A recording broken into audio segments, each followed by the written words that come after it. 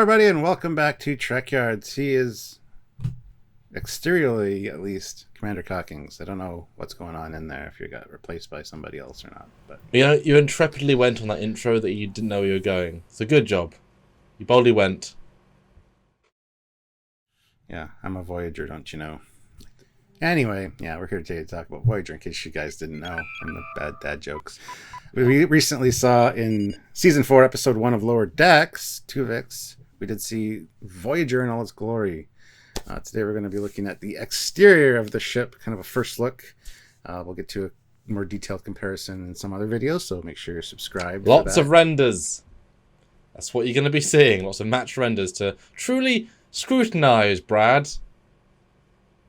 Hi, Brad.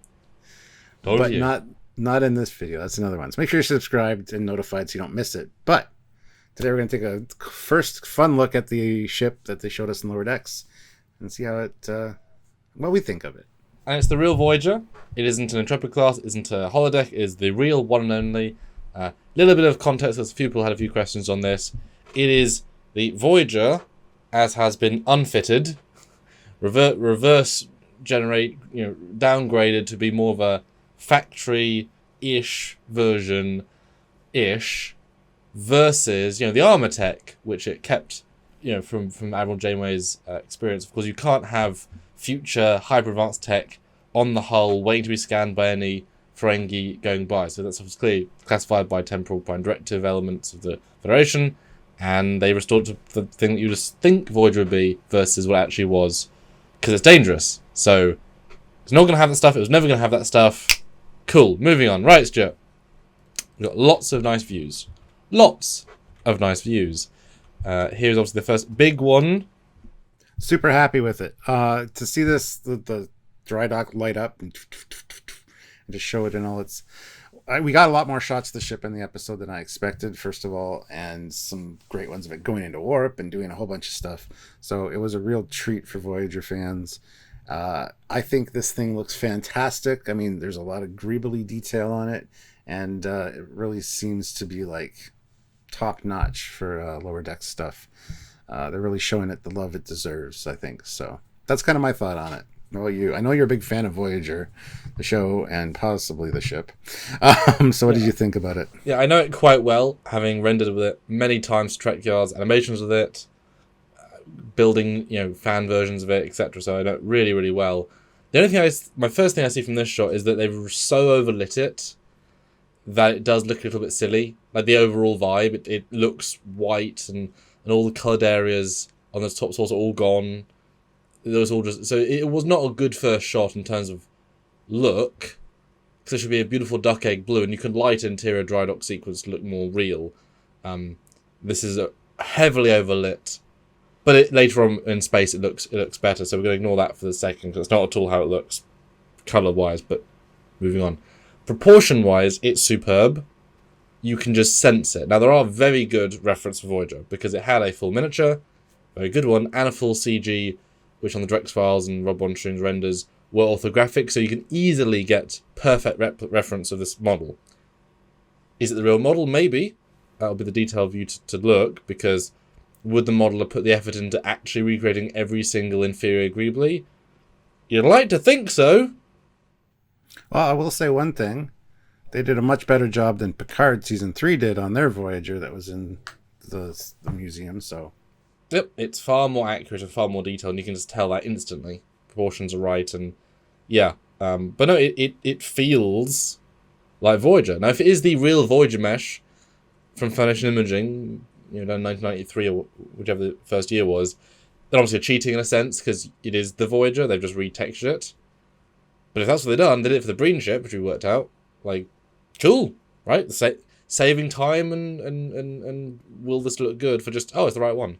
And it's so close that my brain is thinking, is it? I won't know until we do comparisons, but it was a hell of a reveal. Then we got this close-up, which is very ambitious, animated show, that this thing, you can't hide anything about the model. And of course now, the colours appear, because there's a lot of colour variation. What do you think of this one?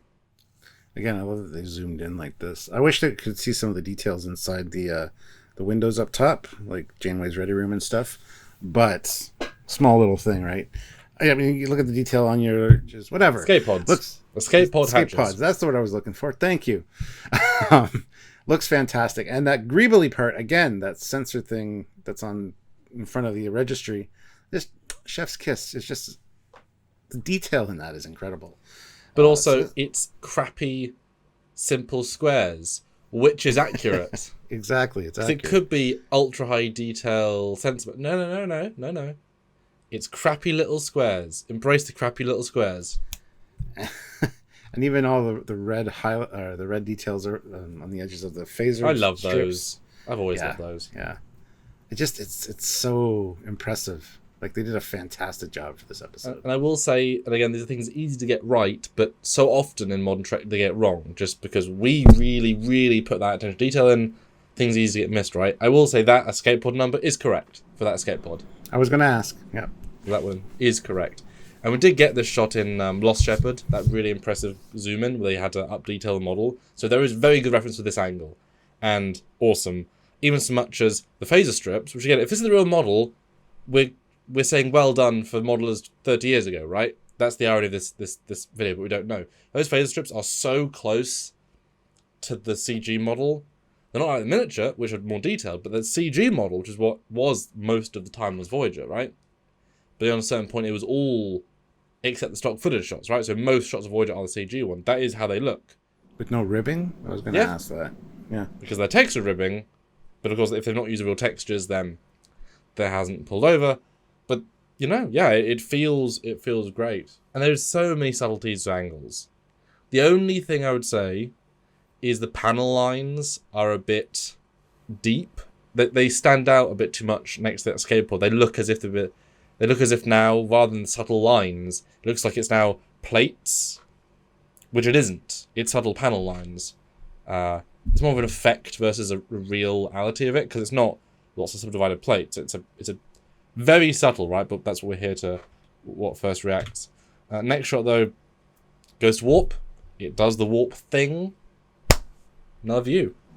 Yeah, somebody asked me earlier, how many times did we see it come out of warp and have the nacelles drop? Because you see that a few times in this episode. And I'm not sure how many times we saw that in Voyager. Usually they were either up or down. We didn't really see the transition very much unless it's jumping into warp. I mean, but they coming did it out of when warp, they had to. Yeah, but coming out of warp, I can't seem to remember any really where it comes out and you see them go down. I have two spring to mind. Like, I can picture them. I can't know where shows they're in, but they definitely did it. It's another thing to do. It's another fresh effect you've got to do. Do you want to waste it on a warp out plus lower or battle shot? So I can see why they didn't do it all the time. Yeah, that was great to see it a few times in this episode, is what I'm saying. Well, it's a lost art because no ship did it after. So it's yay. Yeah, but as for detail, wow, again. You got the rear-facing photon torpedo tubes. You got the shuttle bay door. You got the markings on the landing platform behind or in front of the shuttle bay door. Such exquisite detail, and they got the blinkies right. So we were wondering because they were a habit of not doing that right. And if you zoom in too, you can even read NCC 7. Like, you can read the registry number under. And you wouldn't necessarily have to do that for this shot, but wow, it's quite impressive. Yeah, again, if it's a real model, right? But there are things about the CG model which are actually inferior because of oops. And I'll be so thrilled to see, because again, if you're rebuilding this, are you actually putting in the flaws, or are you fixing a couple of those actual flaws that were just there? That would be the detail breakdown. Something about this view speaks a little bit off to me. It might be about the neck black lines. I think that something about that doesn't feel quite right. It feels, but obviously you have, the Blizzards and Impulse engines obviously way too bright, right? There's an over-exaggeration of certain parts, so it's hard to know if they're just blacker than the original, so they stand out more, or if there's more texture detail in the original, which would subdivide those spaces versus just a pretty clean-looking neck with some black dots. So that's not how it feels in my head. It's a night, and it's not as dark egg blue. It's sort of the wrong color slightly. It's a bit too grey, although I think it matches Cerritos. But it's missing kind of that very subtle texturing of the original mesh. It does have that for the secondary hull as lines, which are actually quite important, the whole hull. So it kind of half has the textures, half doesn't. it's an interesting hybrid of looks, but of course it's still the Lower Deck style. So, but no, I'm doing that 100% grade curve, right? That's the point. So it's in the 90s, right? 90% something. It's really, really good. Well, it'll be fun when we compare this side by side with the actual one and see the differences if there are any. So I will say I did see one actual mistake, but I don't want to give away this one. I want to do it for the full. There's one actual full-on mistake. Exciting. Ooh. Yes. Well, Tease. Guys, that's a perfect moment to say subscribe to the channel so you don't miss it. But anyway, let's move on. Be the guys that really know. Ooh, now this is classic Voyager, right? It just came out of warp here, so I don't know if that's why there's the green effect or the green glow above it. It's kind of got that green line, but well, this is when they're about to not see the Borg cube because they're going to the Borg cube and then drop out. I guess that was a logic. We know that they do like having a color highlight in even if it's subtly blue or red. So I guess they just went for the green because of Borg. Didn't notice that, but yeah, it's quite distracting because there ain't no Borg ship here. I didn't notice it in the episode. So, nope. So what stands out here then? Motion blur. Well, yeah, motion blur and the green line, honestly, is what stands out to me. Other than that, I think it looks great.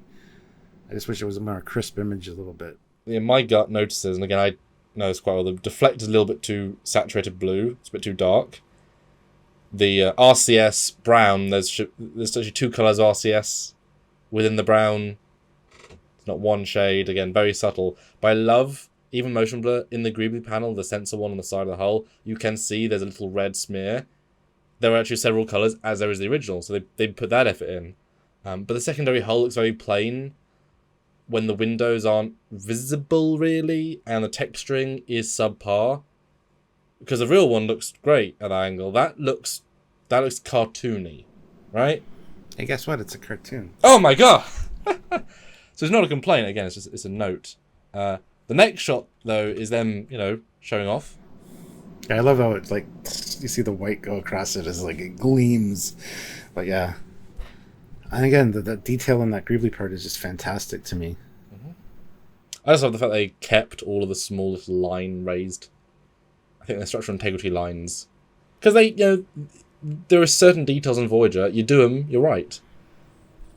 I love how the light even changes, like from the left side where it's kind of one color to the right side where you can see all the little plate details.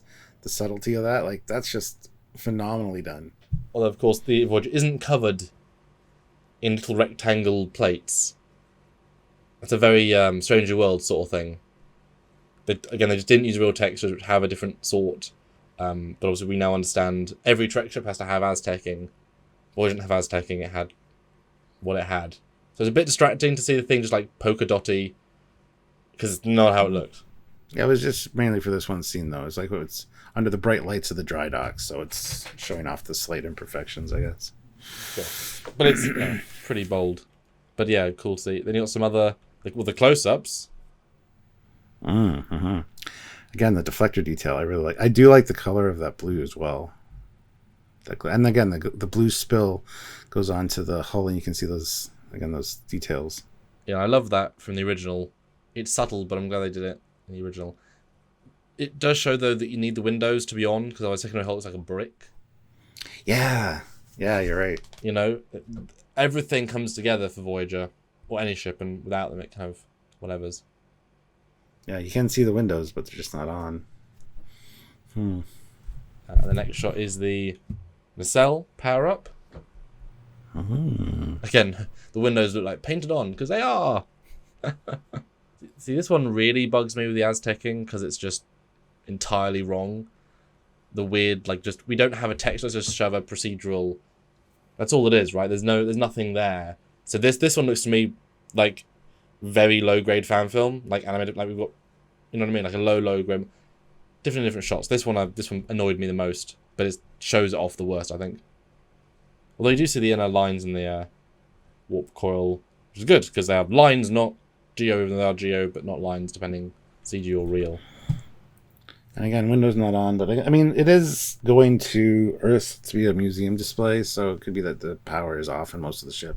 It's for the effect, and that's okay. It just does change the feel. And then you got a very classic Voyager shot, which does show it a lot better, I think. And again, you can read Voyager, you can read the registry on the back there. Wow. I love the again the red spill from the left side there. The impulse thing on the strut spilling forward. That looks. And that was never done. And actually, on the right side of the screen, you can see the red glow from that on the hull. It kind of changed. It's got a little bit of a red. That's nice. Yeah, it was never done in the show ever, because actually, if you look at the real Bassards, the real impulse engines, it's actually a tiny little grill inside the grill. So the whole thing shouldn't be red, unless it was like on an obscene overdrive, just a blowout. But that's not what you remember it looking. But it's very small. Same with the front. The front has that little mesh with a little bit of red light. It's not giant and red. They've really pushed it, but because of that, you get the spill.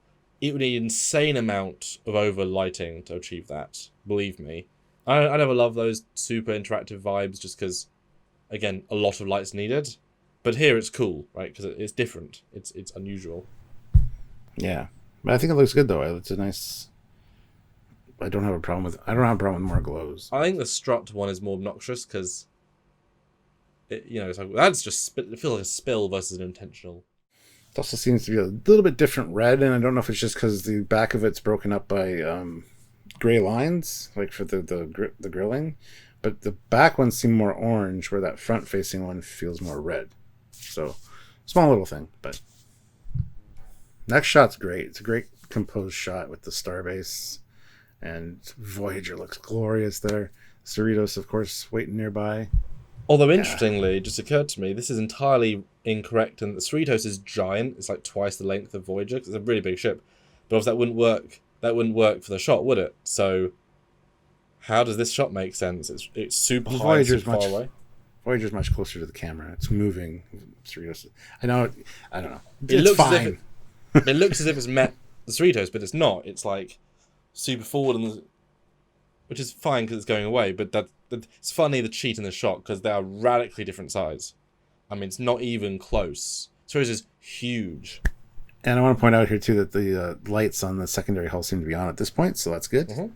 It helps. You need them. It does help. It does help a lot, actually. And God, just the tiny things that should be. I mean, there's a right answer, right, to replicate a model. Just replicate it. So having that little brown rubber detail on the front of the pylons, you could miss it, and not be a crime against humanity, right? But it's there. Just spend the half an hour to put that back in. And when you have all the different plate parts are intentional, the thing feels really detailed. Because everything had a reason. Rick did a really good job intending. In fact, it makes Cerritos look a bit more plain. Because Cerritos was not designed by a really, no offense, really clear, precise, let's run down the list of things designer. It was just sort of designed. And you can see one feels like a hero ship, one feels like a cartoon ship, right?